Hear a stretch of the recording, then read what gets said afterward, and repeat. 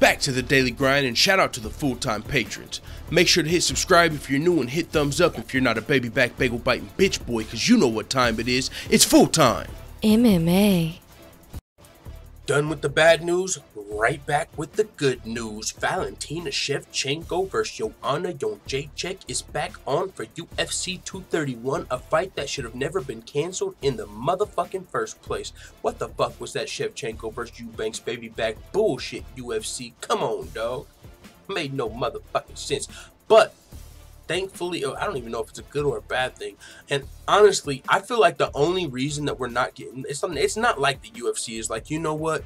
We care what you guys said. Enough of you complained, so we're moving the fight back. No, that's not what happened. The UFC realized they knew what they were doing. They knew this was a shitty fucking main event. They didn't fucking care. Because it was still a good card. Now, let me be a little fair. It was still a good card. Diaz-Poirier was still on the card. And if you would have switched Diaz-Poirier to the main event and put Shevchenko-Eubanks as the fucking co-main event, nobody would have been crying. The only reason we were pissed off is because you were telling us the headliner of Madison Square Garden was going to be Valentina Shevchenko versus Eubanks. And honestly, that still would have been the case if Dustin Poirier didn't get injured. I honestly believe that's the only fucking reason the UFC gave us this awesome main event, Derek Lewis versus Daniel Cormier. Because there's no way. Just imagine this, guys.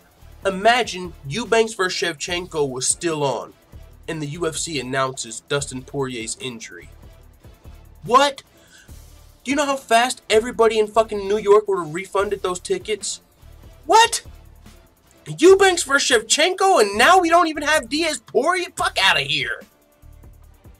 The UFC had to have fucking scrim. They probably had to give Daniel Cormier a fucking discretionary $1 million motherfucking dollars to take this fight.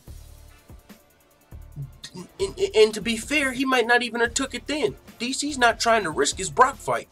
That's why he wasn't fighting John Jones before this year. The date didn't work. When it was time for DC versus John Jones, the date didn't work for DC. I'm a big DC fan, but I'm going to call it how I see it. DC's trying to take the safest route to that Brock Lesnar fight. He's not trying to risk that motherfucking payday coming after Brock is cleared by USADA. So he wasn't going to fight Jones, wasn't going to fight Gus. He might have fought Gustafsson because that's a winnable fight, but he wasn't taking it. When the UFC needed a main event, he didn't wave his fucking hand and say, all right, fuck it. You guys need a main event. I guess I'll fucking go whoop Gustafsson again. He didn't wave his hand for that. DC was perfectly fine sitting the fuck out the rest of this year. The date didn't work when it was time to fight John Jones. Oh, by the way, if DC's healthy, cleared to fight now, the Stipe Miocic is waving his hand like, whoa, whoa, whoa, whoa. Can I get my fucking rematch? I did set this record over here. I do have the most heavyweight title defenses. I get poked in the fucking eye and knocked out in the first round.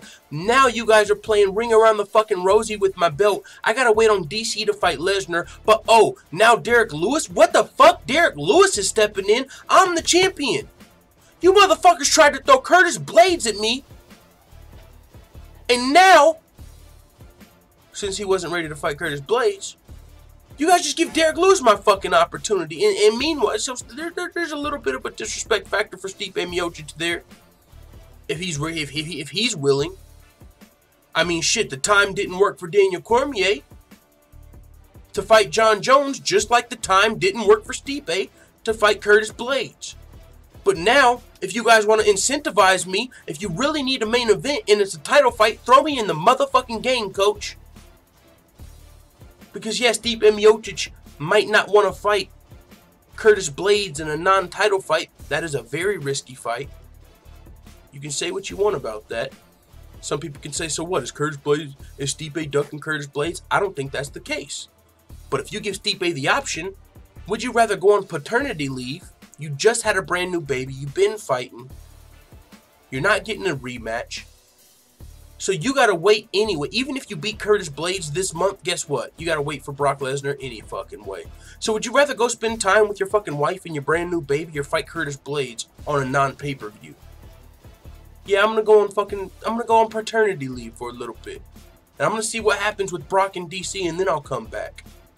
But If you motherfuckers just so fucking happen to be throwing together a main event for Madison Square Garden and DC's there, put me in the motherfucking game. And it looks like they called Derek Lewis and skipped over Stipe here. And this is a whole nother topic. We just went on a whole nother tangent. We got to talk about that. Stipe's getting disrespected. But I want to get back to the main topic of this video, because we're going to talk about all this on the live show tomorrow. So many ways to go. So much drama going on with 230. But the good news is, full-time family, Valentina Shevchenko versus Joanna Jedrzejczyk is back on for UFC 231. This is an fucking amazing fight, and it now adds to Holloway versus Ortega that's also on that card. This is the fight we all wanted to see. When this fight was announced, we were all fucking excited for it, and the UFC was about to say, fuck you all. Honestly. And fuck Joanna, by the way. Joanna had a signed bout agreement. You guys take the... You're playing with her ass. Now, what the fuck? What the fuck is going on? Joanna had a signed contract. She wakes up on social media, and now you guys got her opponent in another fight. And now you... Alright, Joanna, never mind. Fight's back to you. What the fuck? Why the... You don't have to honor your fucking agreement if you're the UFC, and I get it. When they gotta save a card, they gotta save a card, and it's probably in the contract. This fight can be canceled at any time, you know, because I'm sure the UFC writes the contracts up to where if they need to move the fight, it's in the contract. So I'm sure they're good with it, but it just sounds like some bullshit. You can just take a fight from someone after they literally signed their name on the dotted line. I signed to get a paycheck and fight. By the way, I can't go get a paycheck anywhere else because I'm under contract with you guys, but I'm still not a fucking employer. So I signed to fight on this date. I put together a training camp, told my coaches we're all getting paid, we're fighting at UFC 231. I signed. You take the fight from me, and now you're just gonna throw it back at me?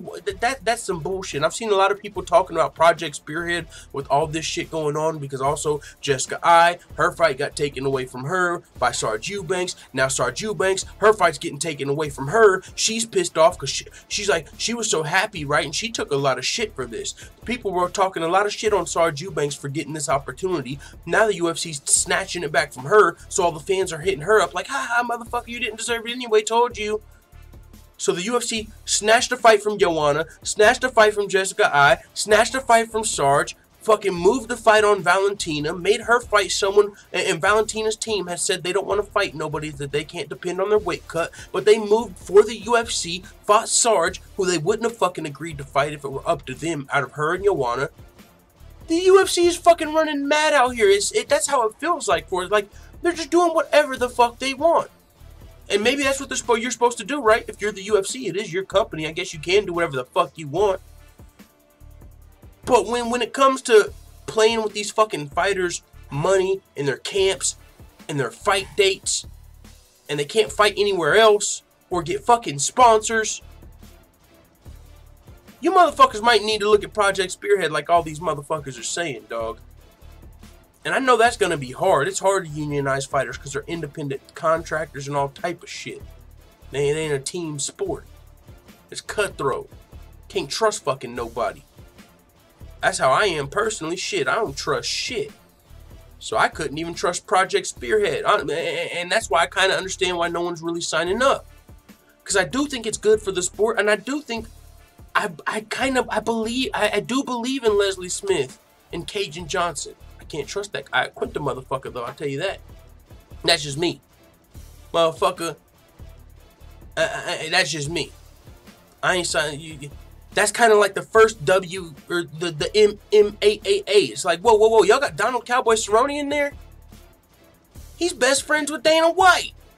Y'all got Quintin. That nigga gets too many opportunities. Like that's just me. See, I'm skeptical. I'm a little. But something's gotta give. So what the fuck do you do here, man? The UFC, I mean, maybe you let your contract up and you go to fucking Bellator, because it seems like they're doing shit the right way. We don't see a lot of this going on over there, but, you know, they got a little looser ship they can probably run since they're not as big. So, madness, man. I tell you, complete madness. This video went all over the place. Hopefully you guys enjoyed it. We got a lot to talk about this week. It's a crazy time in the world of MMA. A lot of shit happened today, and we haven't even got done processing and digesting UFC 229. We haven't even got done fucking thinking about the brawl and what's next for those fighters. We are already on to the motherfucking madness that is UFC 230. So stay tuned, keep it locked. It is what it is. Let the full-time family know what you think in the comments, and the grind continues. We got some more to talk about. Check the links in the description. I'm out. Bye, Felicia.